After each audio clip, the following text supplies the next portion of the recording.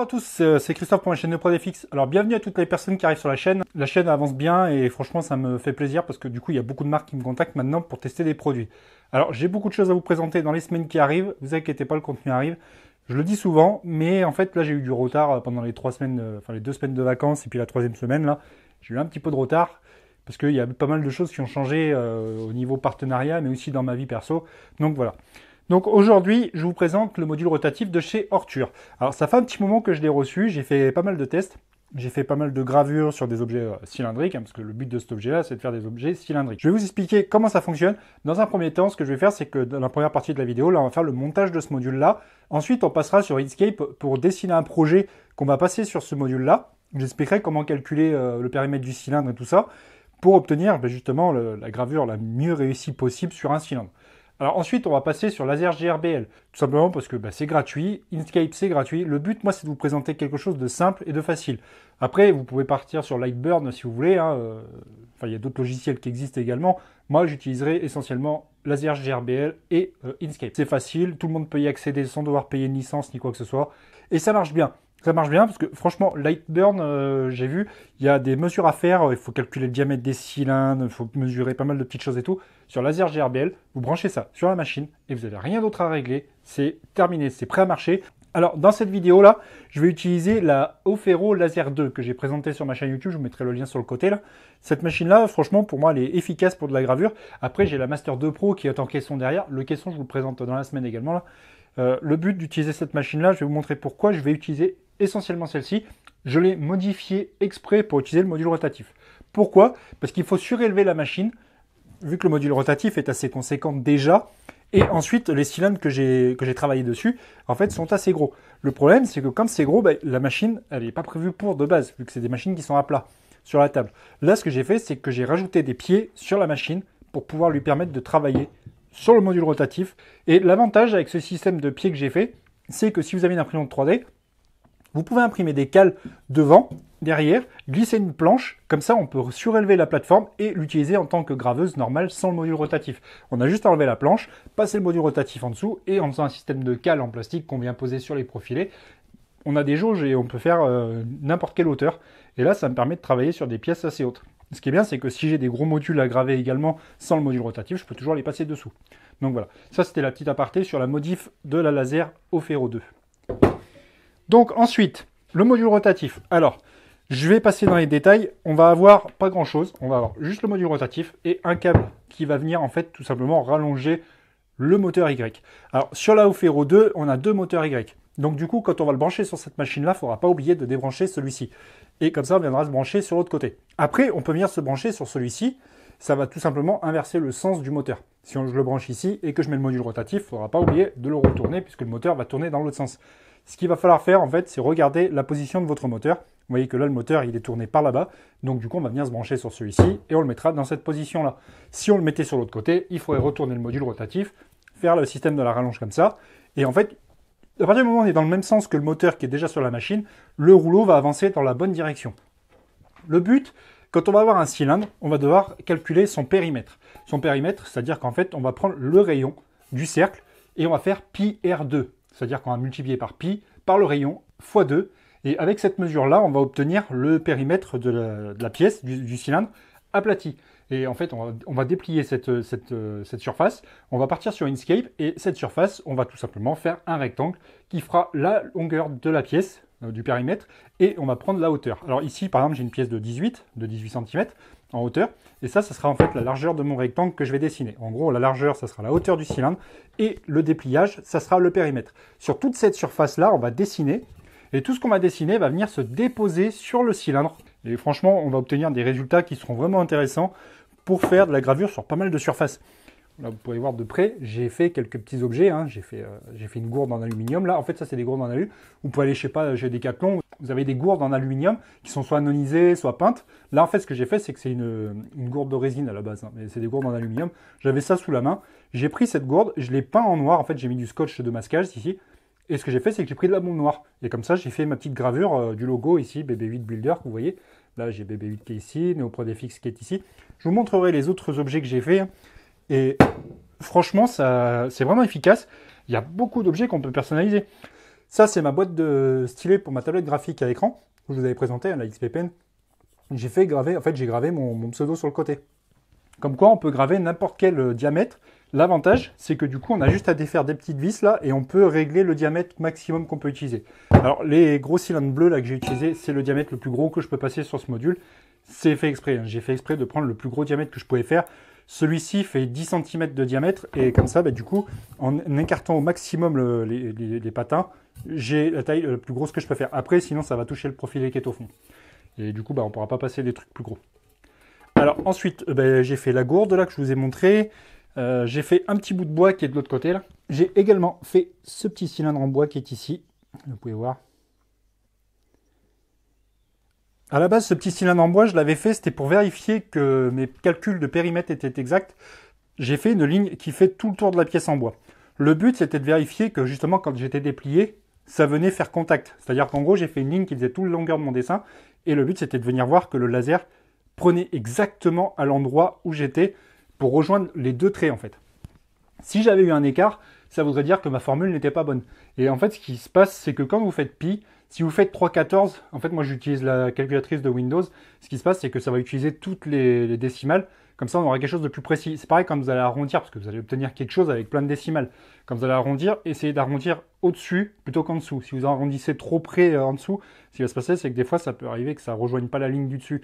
Et c'est là où vous verrez que votre calcul ne sera pas forcément bon. C'est pareil quand vous faites votre mesure du cylindre, essayez de vraiment bien régler votre pied à coulisse, de bien mesurer, de vérifier que votre cercle est bien cylindrique, parce que ça peut arriver qu'il y ait des cylindres qui sont un petit peu déformés, qui sont un peu ovales. Donc du coup, si vous avez mesuré par exemple, je sais pas moi, 10 d'un côté et que vous êtes à 11 de l'autre côté, prenez la marge la plus grande. Comme ça, au moins, vous serez sûr de rejoindre les deux côtés. Parce que si vous mettez 10, vous allez avoir un trou quelque part, si vous voulez vraiment quelque chose qui fasse tout le tour. Donc voilà. Après, pour faire des cônes, bah justement, c'est ce que je vous disais, il faut vraiment partir sur le truc le plus large. Mais c'est pas vraiment fait pour faire du cône, hein. C'est vraiment fait pour faire du cylindre plat ou un petit peu déformé, ça passe. Franchement, un petit peu déformé. Là, les petits trucs bleus que j'ai récupérés, ça c'est des trucs que j'ai chopé à Carrefour la dernière fois. Et ils sont pas tout à fait réguliers. En fait, à la base, ça, c'est des trucs pour mettre des glaçons, pour mettre les bouteilles d'alcool. Mais je trouvais que ça faisait sympa. Et au final, j'en ai passé un à madame pour mettre ses crayons dedans, ses pinceaux. Ça fait un pot qui est vraiment intéressant, enfin, qui est vraiment cool. J'ai fait un petit logo dessus et je vous le montrerai à la petite caméra. Ça, en fait, c'est de l'inox avec de la peinture. Et cette peinture a un espèce d'effet métallisé, ce qui fait que quand on grave, bah, on a quelque chose de vraiment joli. Et franchement, je trouve ça génial, le module rotatif. Quand vous allez tester la première fois, vous allez trouver plein d'idées à faire derrière. Après, on peut faire du verre, on peut faire je sais pas, des bocaux, on peut faire même des verres avec des pieds. Ce qui va se passer, c'est qu'on a un petit module ici là, avec des petites roulettes qui est réglable, on peut le régler en hauteur. Et quand vous allez avoir des verres avec des pieds, vous allez pouvoir mettre le pied ici, et comme ça, votre verre sera toujours posé ici. Et l'avantage, c'est que comme ça va guider le pied, bah, votre verre n'aura pas de tendance à se casser la figure. Au final, c'est pas mal. Après, on a une autre petite patte qu'ils ont fournie. Moi, je l'utilise pas. Ça sert à mettre devant. Et en fait, ça sert à caler l'objet. Si jamais c'est un objet qui n'est pas tout à fait cylindrique, ce qui peut arriver, c'est que quand ça va tourner, l'objet va se déplacer. Et ça peut venir également du parallélisme en fait, des deux rouleaux. Si vos rouleaux, en fait, il y en a un qui n'est pas tout à fait bien centré, enfin, qui ne sont pas bien parallèles, ça, c'est important de bien les caler correctement quand vous allez le monter, le module. Si vous en avez un qui est un peu de travers, ce qui va se passer, c'est que ça va pousser votre cylindre et ça va le faire avancer. Donc c'est pour ça qu'il faut vraiment bien le caler. À la base, cette petite patte sert à ça. Mais moi, j'aime pas du tout, parce que ce qui s'est passé, c'est que justement, j'avais un cylindre. Lui, il n'était pas... En fait, il n'était pas déformé. Mais en fait, il était déformé au bout. Il n'était pas tout à fait droit. Ce qui se passe, c'est que quand ça tournait, comme ça touchait la patte, bah, ça me le poussait. Ça me le poussait, mais sur un côté. Et au final, la gravure, bah, ça fait un truc dégueulasse parce que ça décale tout le dessin. Donc ça, je l'utilise pas et je laisse travailler les cylindres correctement quand ils sont bien réglés. Donc c'est parti pour le montage du petit module rotatif. Donc là, j'ai tout mis à plat. Vous pouvez voir, on a tous les accessoires. On a un profilé, les deux carénages, enfin les deux pièces du châssis, le moteur, le câble. Alors les outils, j'ai pris les miens dans mon stock perso, tout simplement parce que la pochette, je sais pas où je l'ai mise. Et comme j'en ai tellement des outils, alors ce que je vous conseille, moi, c'est de prendre un tournevis cruciforme dans votre stock aussi. Parce que je me souviens bien, il n'y en avait pas qui était fourni avec. La petite clé de 10 qui va nous servir à serrer tous les écrous M5 là. Enfin, c'est une clé de 8. Hein. C'est une clé 8-10 là. On a un côté 8 pour les petits écrous M5 là qui sont là. Ensuite, on va avoir donc ce petit module là, je l'ai déjà assemblé, hein, je ne l'ai pas démonté. Vous allez voir qu'en fait, vous avez les roulettes. Alors, vous avez une vis M5, une rondelle et un écrou M5 sur l'extérieur. Là, vous pouvez voir. Et en fait, ça sert à fixer le module pour tenir les pieds sur des verres et autres. Ça, vous le mettez de côté. Vous aurez les deux petites vis à main là, qui serviront pour le serrer sur le châssis avec le petit plexi qui est ici. Alors de base, il y aura les petits cartons à retirer, mais je les ai déjà enlevés parce que c'est super loin à défaire sinon. Voilà, ça vous le mettez de côté. Ça, c'est la petite cale qui vous servira. Alors il y a deux vis M3 en plus qui sont fournies avec. J'ai 4 ici pour le moteur. Vous en avez deux de plus qui servent à fixer la petite cale sur le châssis également. Ça, comme je vous disais, c'est pour caler un objet pour éviter qu'il avance. Ensuite, on va avoir des petits roulements avec des méplats qui vont venir caler justement les petits rouleaux. Alors il y en a un qui est ici, je l'ai mis exprès à part, parce que ça va avec ce petit module-là. Et du coup, il y a déjà les vis qui sont mises à côté. Ensuite, on va avoir toutes les vis M5, les écrous M5, les rondelles. Alors ces modules-là, je ne les ai pas démontés. Vous pouvez voir ici, on a deux rouleaux. En fait, on a deux roulements méplats qui sont mis comme ça, avec une vis M5 et l'écrou nil stop. Je les ai laissés comme ça pour ne pas les perdre. Comme ça, au moins, ça sera déjà assemblé. Alors le profilé, la courroie qui est à la bonne longueur. Et ensuite, on est parti pour assembler tout ça. On a deux grosses poulies et une petite. Alors la petite va sur le moteur. Alors c'est pareil, les rouleaux, vérifiez bien qu'ils soient pas esquintés, qu'ils n'ont pas d'accroche ni quoi que ce soit. Alors ils sont un peu sales parce que quand je fais beaucoup de gravures, ça laisse des traces. Mais ça, pensez à bien les nettoyer à l'alcool. Vous mettez de l'alcool sur un chiffon, vous nettoyez bien propre. Il faut que les patins soient le plus propres possible. En fait, ça a une espèce de surface... c'est un petit peu rugueux en fait, c'est comme, comment dire, c'est comme de la gomme, enfin, je sais pas si vous voyez les bâtons de pistolet à colle, bah, ça fait pareil en fait, ça fait vraiment pareil, c'est vraiment caoutchouteux, et justement le but c'est que ça adhère et que ça entraîne le cylindre que vous mettez. Si ça serait trop lisse, ça glisserait et ça entraînerait pas. Là c'est vraiment accrochant, c'est vraiment de la gomme, c'est vraiment costaud. Donc comme je vous disais, vérifiez bien qu'ils soient bien alignés, qu'ils soient bien propres, qu'ils ne soient pas esquintés ni quoi que ce soit. Si jamais ils sont esquintés, qu'ils sont coupés ou quoi que ce soit, vous demandez à Arthur de vous les changer. Allez, donc c'est parti pour l'assemblage. Donc de base, les petits patins ici qui sont collés là, en fait à la base ils sont pas collés, hein, ils sont à part, mais en gros ça sert à ça. Vous les mettez et ça vous sert à faire des pieds qui seront justement plus stabilisés. Donc on va assembler le petit module rotatif. Donc on va prendre le moteur NEMA, on met le connecteur sur l'extérieur, hein. Évitez de le mettre sur le dessus comme ça, parce que si ça passe sur un cylindre, ça va gêner. Vous le mettez sur l'extérieur comme ça sera beaucoup plus pratique. Et là, on va prendre les petites vis M3 et...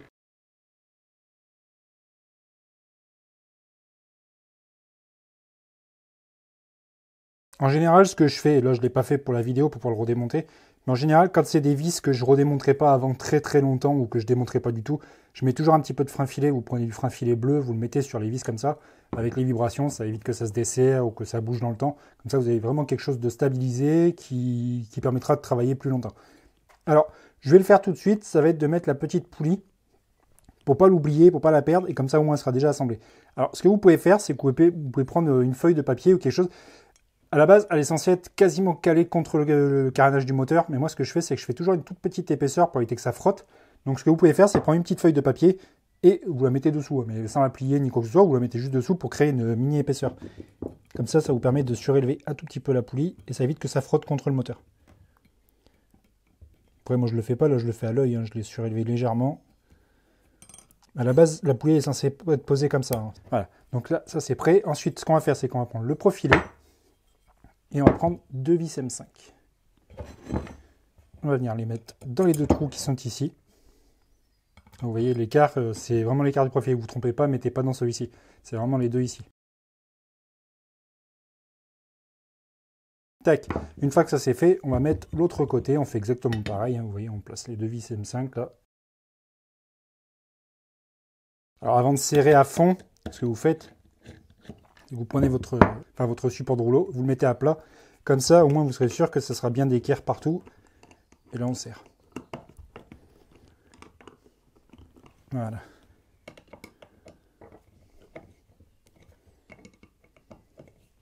Tac. Donc là, on est pas mal. Maintenant, ce qu'on va faire, c'est qu'on va préparer les rouleaux.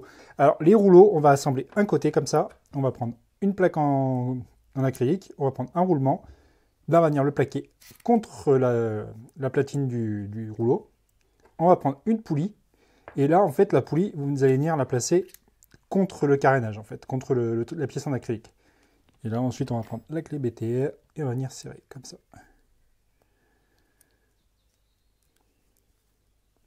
Là, ce que vous faites, c'est que vous vérifiez bien que ça tourne, hein. Vous vérifiez bien que ça tourne tranquillement, librement, que ça ne frotte pas trop fort sur l'acrylique. Si jamais ça frotte trop fort, vous pouvez le décaler légèrement. Mais techniquement, moi, je l'utilise depuis longtemps et franchement, ça ne bouge pas. Franchement, ça ne bouge pas. Ensuite, ce qu'on va faire, c'est qu'on va prendre une vis. Et là, on va prendre un écrou comme ça. Et là, ce que vous allez faire, c'est qu'en fait, à la base, vous allez placer, en fait, sur la base de la structure, vous allez placer votre vis comme ça. Je ne sais pas si vous verrez bien. L'écrou sur l'extérieur. Et en fait, on va caler avec la vis sur les petites empreintes. Alors, techniquement, ces empreintes-là, en fait, ce que je vais faire, c'est que je vais mettre la deuxième, ça ira plus vite pour vous montrer.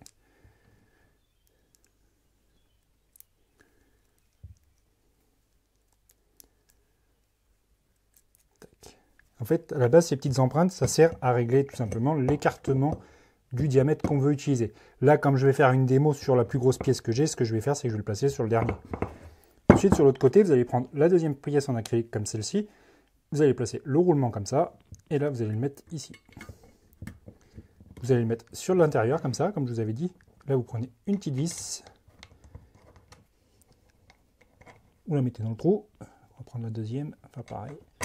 Tac. Et là, ce qu'on va venir faire, c'est qu'on va mettre des écrous pour serrer sur le carénage. Alors, super important, quand vous allez serrer ça, que vous voulez vraiment être efficace, vous vérifiez bien que votre rouleau, il ne soit pas comme ça. Il faut vraiment qu'il soit bien plaqué. Vous ne le mettez pas comme ça. Et c'est pareil, il faut vraiment qu'il soit d'équerre, enfin qu'il soit droit. Si vous voyez, là, vous voyez que je le décale exprès sur un côté. Si c'est pas droit, ce qui va se passer, c'est que ça va faire glisser votre cylindre et ça va le faire avancer. Donc du coup, il faut vraiment bien le poser à plat. Et c'est pour ça que je vous dis également que c'est bien de bien positionner à plat ça aussi sur une table. Comme ça, vous n'aurez pas de problème de rouleau qui glisse. Là, vous prenez la petite clé de 10. Enfin, la clé de 8 techniquement, parce que c'est un côté 8. Là, on va faire pareil pour le deuxième rouleau. On va le préparer. Donc on prend un roulement. On le met dans le module. Tac. Là, on fait ça. On prend la poulie, comme je vous avais dit tout à l'heure. On fait pareil. On place la poulie dedans. On serre la poulie, bien plaquée contre le bout là. Tac. Là, on prend la pièce en plexi et on vérifie que ça tourne bien. Vous voyez, ça tourne bien.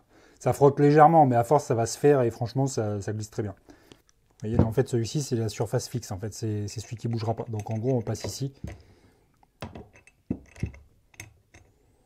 J'aurais même pu mettre l'autre truc en même temps. C'est pas pratique, par contre, on peut le tenir tout seul comme ça.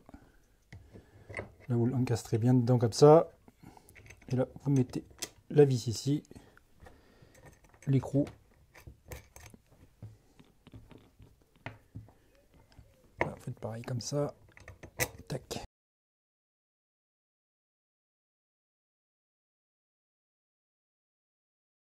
Et voilà. Maintenant, on vérifie que tout est bien aligné. Le but, c'est vraiment que ça soit bien aligné et que ça ne bouge plus. Donc là, on est bon. Maintenant, on va mettre les guides de courroie. Alors, ici, vous avez un trou. Vous prenez une rondelle. Vous mettez la rondelle ici. Vous le passez comme ça. Et vous mettez un écrou. En fait, la rondelle plus l'écrou nil stop, ça crée l'épaisseur pour l'aligner pile avec les poulies. Parce que je pense qu'ils ont fait comme ça à la fin. Ils ont dû y penser trop tard, je pense. Ils auraient pu faire un système où on mettait le nil stop sur l'extérieur et mettre une entretoise en métal. Je pense que ça aurait été pas plus mal comme idée, mais bon.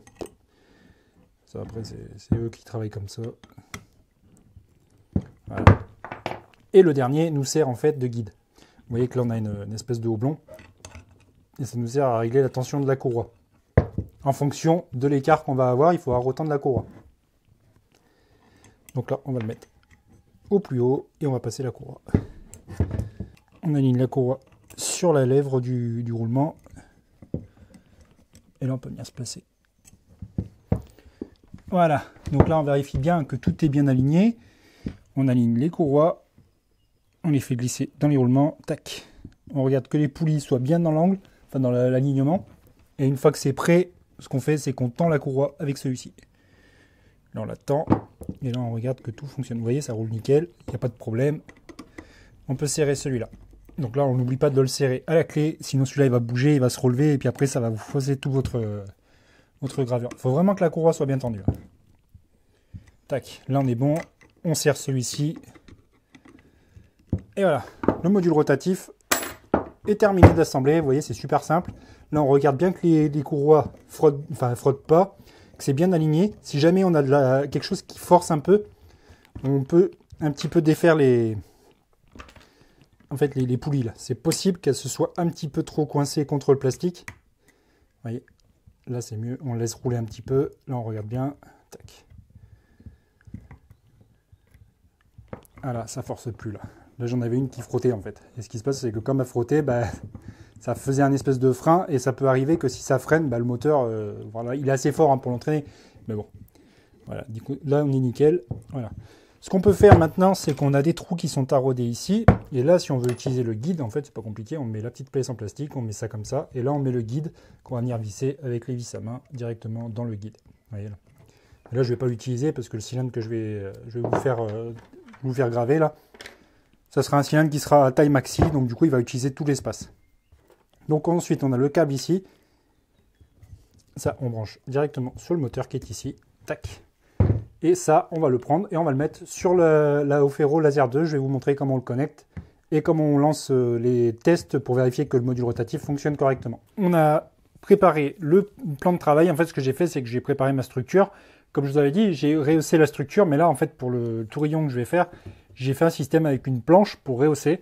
Après, comme je vous avais dit, j'ai un système que j'ai prévu pour pouvoir faire en fait des cales en bois, enfin même en ABS hein, ou en PLA, vous pouvez l'imprimer, vous mettez des cales directement ici et vous pouvez mettre un système de planche.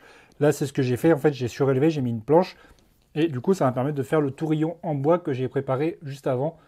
C'est juste un petit tourillon en bois. Alors, cette pièce-là va me servir juste à vérifier que mon périmètre est correctement calibré, hein, ça peut vous servir. Là, c'est les petits tourillons en bois que vous trouvez en magasin de bricolage, c'est 30 mm, ça coûte pas cher. Vous prenez des petits bâtons comme ça et ça vous permet de faire des tests. Ensuite, on va passer directement sur le gros vase et je vous montrerai ce que j'ai obtenu comme résultat sur les gros vases bleus là, que je vous ai montré en début de vidéo. Donc le tourillon, ce que j'ai fait, c'est que j'ai réglé l'espace exprès pour pouvoir mettre le tourillon en bois, parce que comme je vous avais montré, les vases, c'est vraiment au maximum. Là, on va faire un tout petit truc comme ça. Donc là, on va prendre le câble qui est ici, la rallonge, et là, vous mettez votre moteur dans la même position que le moteur qui est sur l'extérieur ici. Sur la Aufero Laser 2, comme je vous disais, il y a deux moteurs Y. Il y en a un de chaque côté. Donc, il ne faut pas oublier de débrancher le deuxième, parce que sinon, le moteur, eh ben, il va quand même décaler l'axe Y, et du coup, ça va faire n'importe quoi. Donc, vous débranchez bien les deux, et avec la rallonge, vous allez venir vous connecter sur le câble qui est ici. Après, si vous mettez sur l'autre câble qui est ici, c'est pas grave. Hein. C'est juste qu'il faudra penser à mettre le module rotatif dans l'autre sens. Sinon, il va avancer dans le mauvais sens. Ce qui est logique. Donc là, ce que j'ai fait, c'est que j'ai fait un système. Moi, je me suis prévu une petite cale en bois que je mets contre le profilé. Et ensuite, je viens plaquer le module rotatif contre cette cale en bois. Pourquoi? Ça me permet d'avoir quelque chose de parallèle par rapport à mon axe de modélisation, en fait, de gravure. Comme ça, là, on est bien placé. On vérifie bien que tout est bien à plat. On vérifie bien que notre tourillon tourne correctement. On vérifie bien qu'on a positionné tous les rollers correctement. Et ensuite, on va prendre notre axe X, on va le positionner au-dessus de la pièce. Alors, ce que vous pouvez faire, c'est que vous pouvez enlever le petit capot là. Vous essayez de vous positionner bien au centre de votre cylindre. Vous faites ça à l'œil, hein. Après on fera une focale avec le logiciel directement pour placer le point correctement. Là, on est pas mal. Ensuite, on remet le petit cache. Et sur la Aufero Laser 2, il faut la petite plaque en plexi pour faire la focale. Donc là, ce qu'on fait, c'est qu'on prend, on dévisse la petite vis à main, on place ça sur la pièce. On va positionner le cache ici, on serre, et là, la focale est prête. Là, on est prêt à graver sur le petit bout de bois. Alors après, on peut enlever le petit cache hein, si on ne veut pas le garder. C'est juste que ça sert pour faire la focale. Comme ça, vous pourrez voir ce que vous êtes en train de graver. Après, si vous faites ça sans le cache, vous mettez les lunettes vertes qui sont fournies avec la machine. On est pas mal. On n'a plus qu'à passer sur le logiciel Laser GRBL et d'abord, on va faire un dessin sur Inkscape. Donc voilà, donc là, c'est parti. On se retrouve pour la partie Inkscape. Alors, ce que j'ai fait, c'est que j'ai pris les mesures du petit tourillon en bois que je vous avais montré juste à l'instant là. Et du coup, j'ai mesuré, alors j'ai obtenu des valeurs. Alors, on va faire un nouveau document. Hein. On part du principe qu'on a fait un nouveau document ici. On va être dans propriété du document, hein, la petite icône qui est ici. Et là, on va faire nos valeurs. Alors, du coup, c'est en millimètres. Hein. On se passe bien en millimètres. Et ici, alors en hauteur, sur le tourillon, j'avais 111,6. Et ensuite, on va calculer notre... alors, comme je vous avais dit, il faut faire 2 PR. Enfin, PR2. Alors, on va aller chercher la calculatrice de Windows, qu'on va mettre ici. Et là, on va prendre la calculatrice en mode scientifique. Comme ça, on va pouvoir utiliser pi, qui est ici. On va faire pi. On garde toutes les décimales, comme ça, on a quelque chose de vraiment plus précis. Et là, on va faire fois. Alors, moi, mon tourillon, il faisait 30,6. Donc, on va faire 15,3 pour le rayon. Et ensuite, on va faire x2. Tac. Donc là, on va obtenir 1 périmètre de 96 mm. Alors 96 mm, on va le rentrer ici, virgule. Alors on va garder les décimales au maximum. On va faire, là, virgule 13, on peut arrondir à virgule 13, ça passe. Voilà.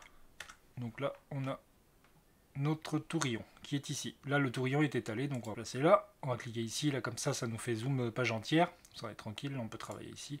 Et là, ce qu'on va faire, c'est que par exemple, on va mettre un texte. Donc, je vais mettre néo.dfx.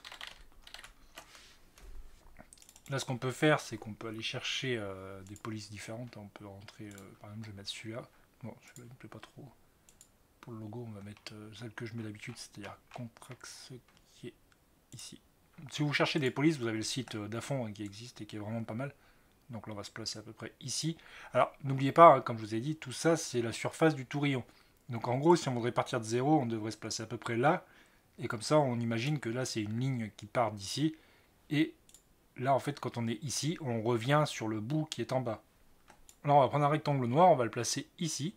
Alors là, on va enlever les rayons ici et ici. Sinon, ça va faire un rectangle arrondi. On va se mettre là à peu près ici.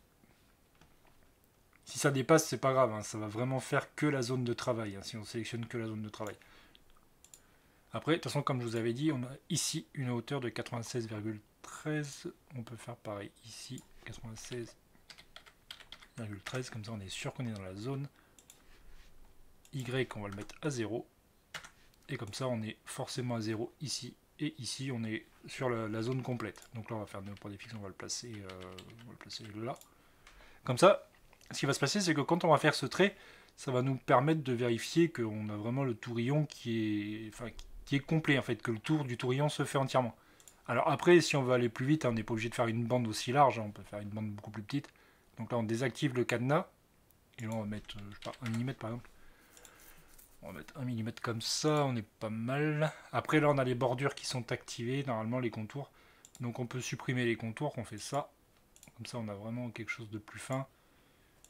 Voilà. On va mettre notre texte par là. Et là, on peut, je sais pas, on peut se mettre des petits logos, des petits sauts comme ça. On peut aller chercher des logos, genre le petit logo R2D2 que j'avais fait sur le gros vase. Là, on peut le prendre et puis on peut le mettre directement dessus. Après, là, je vais pas vraiment faire d'image. Je vous montrerai ce que j'ai fait. Enfin, je vais vous montrer le fichier que j'ai fait la dernière fois. Je vais vous montrer ça, qui est ici. Le PNG qui est là. Ça, c'est le PNG en fait que j'ai fait sur le gros vase. Je vais vous montrer après ce que ça va donner en fait. Ça, c'est le gros vase. J'ai carrément fait cette image entière. Là, on avait les valeurs ici 680 et 1364 en pixels. On va se mettre en millimètres. Voilà, 180, comme je disais, ils font 180 de haut. Et là, c'était pour un diamètre de 12. Je crois que c'est à peu près 12 qu'il fait en diamètre, parce qu'il marque 10 sur l'étiquette, mais c'est à peu près 12. Et du coup, en gros, en faisant PR2, on obtient ça. Et là, en gros, une fois étalé, ça nous fait toute cette image. En gros, j'ai mis le texte ici, j'ai mis le logo là, et j'ai fait ça ici. Après, je vous ferai un tutoriel plus poussé sur Inkscape, hein, comment générer des fichiers comme ça, vectoriser et tout. Je vous ferai une vidéo complète sur Inkscape pour faire du laser. Voilà. Donc là, on revient sur notre fichier ici. Bon, on est pas mal. On va aller tester ça vite fait sur le tourillon en bois. Je fais exprès de faire un petit travail rapide, comme ça on peut. Enfin, je veux dire, la vidéo ne dure pas trop longtemps. Voilà. Donc là, ce qu'on fait maintenant, c'est qu'on va aller ici, exporter au format PNG. Et là, on va faire exporter sous. Alors, par contre, vous ne mettez pas dessin, vous mettez page. Ici, vous voyez, vous avez page. Vous mettez page en entier, comme ça, ça prend vraiment tout le cadre qui est ici. Si on mettait juste dessin, vous voyez que ça réduit la largeur et du coup, c'est pas bon. On veut vraiment la page en entier. Donc là, on fait exporter sous. Là, je vais le mettre sur le bureau. Je vais l'enregistrer sur la clé USB pour repartir sur l'ordinateur portable qui est dans l'atelier. Voilà, donc là, on se retrouve sur Laser GRBL. La machine est connectée. On va ouvrir notre fichier qu'on a préparé sur l'ordi, sur Inkscape. Donc là, on va sur le bureau. Hop, on prend ça, le fichier PNG. Là, donc là, on prépare. Alors, si on veut une meilleure qualité, on met 20 au maximum. En ligne par millimètre, je vous avais déjà expliqué dans la vidéo sur Laser GRBL par la meilleure qualité. Alors, soit vous faites ici, vous voyez, en gravure, en fait, on va graver le logo et le trait. Si jamais vous faites en négatif comme ça, ce qui va se passer, c'est que ça va graver tout l'objet et votre logo et votre trait ici seront en fait la matière en bois, là, par exemple ici sur le tourillon. Donc là, on va graver comme ça, hein, ça prendra beaucoup moins de temps et puis surtout que c'est ce qu'on veut, on veut le logo là. Donc là, on met suivant. Et là, ici, on va aller chercher, alors on est sur du bois. Donc là, on va aller sur Arthur, et là, on va aller chercher... Bon, on va prendre... Où est-ce qu'il est le bois? Solid Wood. Ici, on a quelque chose d'assez costaud. Après, le tourillon, si on veut, après, on peut accélérer. Hein. Sur la Arthur, on est largement assez puissant. On peut ici augmenter, par exemple, on peut mettre 1000. On peut mettre 1000, et puis ici, si on veut aller vraiment vite, on peut monter jusqu'à... Je suis sûr que même à 6000, ça grave, hein, sur ce bois-là. Voilà. Donc là, ici, on va faire taille automatique. Vous voyez qu'ici, taille automatique, ça a mis 111,6 et 96,1. C'est ce qu'on avait mesuré précédemment sur notre fichier Inkscape. Comme ça, là, on est parfaitement à l'échelle de l'objet. Donc là, on va mettre créer. Ça va prendre un petit peu de temps, hein, parce que sur le PC portable, là, il mouline un petit peu. Voilà, donc on est prêt. Donc là, maintenant, on a réglé notre focale comme on a fait tout à l'heure. On a défini notre point d'origine. Là, on est prêt. Le laser est préparé. Alors, ce que vous pouvez faire, c'est remettre le petit cache. Si vous n'avez pas les lunettes vertes sous la main, vous remettez le petit cache comme ça. Là. Ça évite de vous esquinter quand vous regardez le fichier se faire. Et là, on est parti. On met play.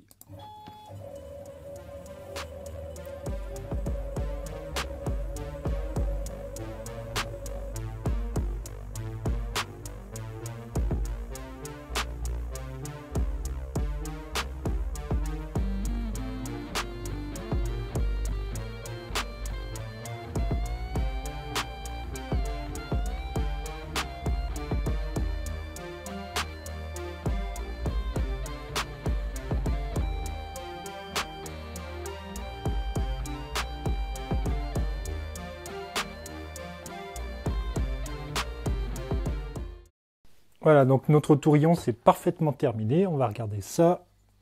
Donc là, c'est nickel. Là, on peut voir. Donc là, on peut voir que sur le cercle, en fait, ça a fait tout le tour. Vous voyez là? Là, le trait, c'était programmé pour que ça fasse tout le tour. Et ça l'a parfaitement réussi. Le texte NeoProDFX, c'est bien passé. Vous voyez? Nickel. Et vous voyez que même à une vitesse de 6000 avec 100%, franchement, c'est bien gravé, c'est propre.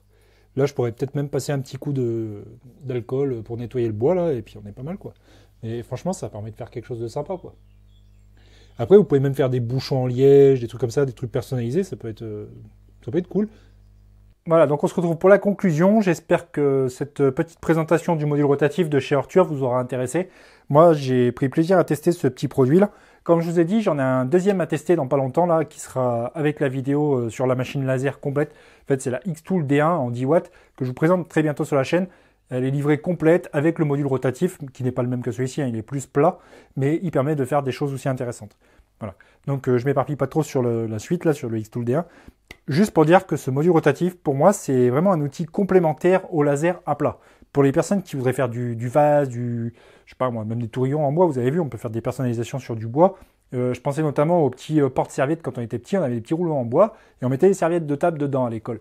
Et pour personnaliser pour des anniversaires, pour des cadeaux, pour la famille, ça peut être vraiment quelque chose de... Alors vous avez vu, après j'ai fait des petits vases comme ça, j'ai fait des porte-crayons. Vous pouvez faire également du verre à pied, vous pouvez faire des vases, comme je vous ai dit. Qu'est-ce qu'on peut faire? On peut faire tellement de choses. Vous pouvez faire des canettes aussi, hein. Vous pouvez personnaliser sur de l'aluminium. De toute façon, tout ce qui est aluminium anonisé, peint, vous avez vu le vase, enfin la gourde là, ça peut être sympa aussi. Pour les personnes qui font du vélo, par exemple du VTT, vous avez des gourdes en aluminium chez Decathlon, même faire de la rando, vous pouvez personnaliser des gourdes, vous pouvez faire des portraits, faire vous pouvez faire vraiment un énorme panel de choses. Et grâce à ce module-là, vous avez du coup un outil complémentaire. Voilà. Donc, si vous avez des questions sur le laser, sur Inkscape, je vais vous faire un tuto aussi sur Inkscape dans pas longtemps. Là. Je vais vous présenter également le caisson Arthur fermé là, pour la Master 2 Pro. Alors, par contre, petit point que j'aurais à redire sur les lasers, enfin sur les modules laser. Par exemple, le caisson Arthur, je ne peux pas l'utiliser avec ça. Tout simplement parce que je ne peux pas défaire le fond pour mettre un fond plus bas. Ou alors, il faudrait que je modifie tout le caisson et tout. C'est pas adapté pour. C'est pour ça que j'ai privilégié la laser Ofero 2 dans cette vidéo-là, vu que je l'ai surélevé avec des pieds. Donc ça, c'est un petit conseil que j'aurais à donner aux marques. Quand vous vendez vos lasers, essayez de rajouter des rallonges pour les pieds. Comme ça, si on utilise ce genre de module, on peut la surélever et on n'a pas à bidouiller. Donc voilà.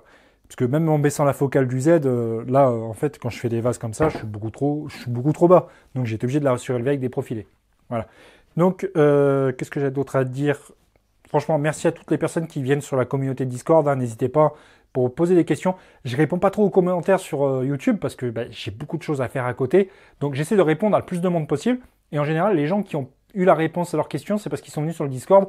Et là, on a pu répondre à toutes les questions. Parce que sur le Discord, même moi, je suis présent sur le Discord. J'essaie de répondre à un maximum de personnes. Même en privé, il y a beaucoup de personnes qui me posent des questions, que ce soit sur les lasers, sur les imprimantes 3D, sur la CNC. Il y a beaucoup de projets.